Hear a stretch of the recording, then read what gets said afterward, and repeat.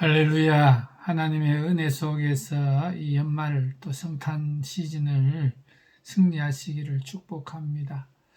오늘은 이 사무엘하 12장의 말씀 가지고 진단이라는 제목으로 말씀을 전하려고 합니다. 우리가 이 진단한다는 것은 여러분들 그 몸의 건강을 진단하기도 하고 또 건물의 안전을 진단하기도 하고 여러 가지를 정확한 상태를 확인하는 게 진단이죠. 이 진단이 정확하게 돼야 그 서술한 거, 병든 거, 낡은 것들을 새롭게 할 수가 있게 되는 것입니다. 건강하기를 원하시면 여러분들의 병의 원인이 어디 있는지, 그 병이 지금 상태가 어떤지, 또 그 병을 어떻게 해야 해결이 될 수 있는지를 찾아내는 게 필요하다고 생각합니다. 우리의 영적인 상태에 대해서도 이 진단이 매우 중요합니다. 내 영혼의 상태를 정확하게 알지 못하는 사람들은 자기 진단, 남에 대해서는 잘 여러분들 이야기를 하면서 자기의 상태에 대해서는 잘 모르는 거죠. 의사들 중에 매일같이 많은 환자들을 만나고 그들의 병의 상태를 진단해주고 처방을 내려주면서 자기의 병을 모르고 자기 몸 상태를 모르고 있다가 늦게서야 발견하는 어리석은 의사의 모습을 보이면 부끄러운 거죠. 또 후회되고 낭패스러울 것입니다. 여러분들 그 바보 같은 의사, 여러분들 지금 이 땅에는 천지입니다. 오늘 사람들이 나라의 정치에 대해서, 대통령에 대해서, 연예인들에 대해서, 주변인들에 대해서 얼마나 잘 알고 얼마나 똑똑한 세계에 판단을 하는지 모릅니다. 그 사람은 뭐가 어떻고 뭐가 틀렸고 사람들에 대해서 좋고 나쁨을 여러분들 판단하고 사람들에게 떠들죠. 다른 사람을 알기 전에 자기 자신을 정확하게 아는 게 더 중요한 일입니다. 우리가 우리 자신에 대해서 잘 알지 못하면 우리 영혼은 병들게 되고 삶의 발전은 없고 좋은 길을 걸을 수가 없게 되는 것입니다. 오늘 이 본문 사무엘하 12장의 말씀을 보면 나단 선지자가 다윗을 찾아옵니다. 그리고 한 이야기를 들려줍니다. 그 한 부잣집에 손님이 왔는데 이 부자가 자기 집에 있는 것으로 대접하지를 아니하고 그 손님을 대접하기 위해서 그 자기 자녀처럼 기르는 가난한 집에 어린 양을 빼앗아다가 온 손님을 대접했다. 그러자 다윗이 판결을 내립니다. 그런 자는 죽여야 된다. 죽이겠다. 사형 선고를 내린 거죠. 근데 이 나단이 뭐라고 하느냐니까 당신이 바로 그 사람이다. 당신이 의인 우리아를 죽이고 그 아내를 빼앗고 하나님을 업신여기고 온갖 악을 행했다. 하나님을 업신여긴 죄, 의인을 죽인 죄, 남의 아내를 빼앗은 죄, 간음한 죄, 살인한 죄, 온갖 죄를 여러분들 드러나게 지목해 준 거죠. 다윗이 깜짝 놀랍니다. 그래서 그때 자기의 여러분들 영적인 교만, 영적인 여러분들 그 어리석음, 영적인 우매함에 대해서 깨닫고 자기 자신이 회개하기를 시작하는 거죠. 하나님 앞에서 여러분들 그 자기를 알 때 이게 매우 중요합니다. 성경을 보면 창세기에 야곱의 아들 유다가 그 가나안 여자 결혼합니다. 그 결혼하고 아들을 3명을 기르는데 장자의 일이 악합니다. 그래서 하나님이 죽게 하십니다. 그 아들을 대신해서 그 큰 아들과 결혼한 다말을 그 며느리를 오난에게 그 형의 대를 잇도록 그 사명을 주지만 오난이 여러분들 자기 아들 안 된다고 해가지고 땅에다가 설정함으로 하나님이 오난도 악함으로 죽이십니다. 근데 유다는 결혼을 잘못했습니다. 가난한 여자, 그 아이가 악했다는 것은 아버지도 잘못 기른 것이지만 엄마가 영적으로 하나님에 대한 개념이 없는 사람이었기 때문에 이런 일이 일어난 거죠.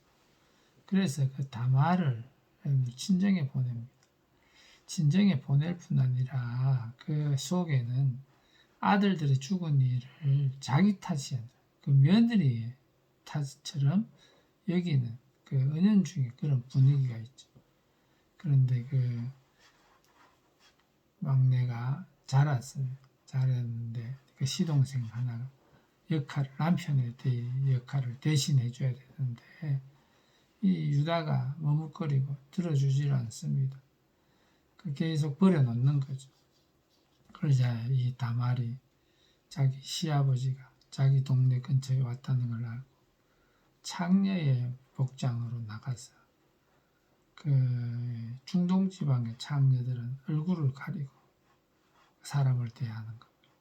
그러니까 그 얼굴을 보지 못하니까 그 창녀인 줄 알고 그 며느리와 관계를 하고 며느리가 아기를 갖자 그 이야기를 소식을 듣고 며느리가 친정에 간 며느리가 임신했다는 소리를 듣자 그를 죽여야 돼. 불태워 죽이라 그렇게 사형 선고를 내린 거죠. 그런데 이 다말이 그때 받아든 지팡이와 도장을 유다의 지팡이를 이 남자가 자기와 그 시아버지만 아는 그 증표죠. 돌려보냅니다. 그러자 이 유다가 깨닫습니다. 그는 나보다 의롭도다. 여러분들 자기 죄를 깨닫고 회개하는 거죠. 그 다음에 여러분들 그 다윗 그 사도 바울도 여러분들 그 스데반을 죽이는 예수 믿는 사람들 잡아다 옥에 가두고 죽이고 여러분 온갖 박해를 하지 않습니까? 그 박해를 하는 일을 행하던 그가 예수님을 만나자 자기 자신이 죄인이라는 걸 깨닫습니다. 그냥 죄인 중에 괴수다. 세상에 나쁜 놈 중에 자기보다 더 나쁜 사람은 없다. 내가 세상에 제일 나쁜 사람, 제일 악한 자. 하나님 앞에서 의롭다 했지만 실제 의롭지 않아.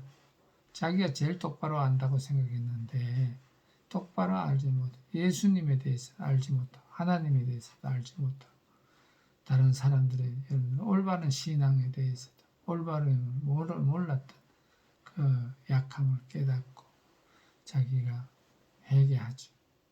그래서 자기 그 일이 벌어집니다. 요나도 마찬가지. 요나는 니느웨 사람들을 정죄하고 죽어야 마땅하다고 생각했지만 그 니느웨 사람들이 회개했을 때 그들을 징벌하지 않는 하나님에 대해서 분노하고 항변하고 정말 하나님 믿는 사람을 할 수 없는 완강한 완악한 강팍함을 드러냈지만 그 성에 어린아이들이 12만 명이다. 어른은 얼마나 많겠습니까? 회개한 자들마저도 죽어야 된다고 생각하던 그가 회개치 못한 자기 자신을 깨닫는 거죠. 하나님이 사랑하시는 자들을 사랑하지 못하고 하나님이 용서하는 사람을 용서하지 못한 자기를 깨닫고 회개하고 이런 일들이 성경에 가득합니다. 오늘 어떻습니까? 여러분들은 지금 자기 자신에 대해서 내가 하나님 앞에서 어떤 상태에 있는지 다른 사람들에 대해서 정지하고 판단하고 잘하면서 내 자신의 영적인 상태가 어떤지 정확하게 진단하고 계십니까?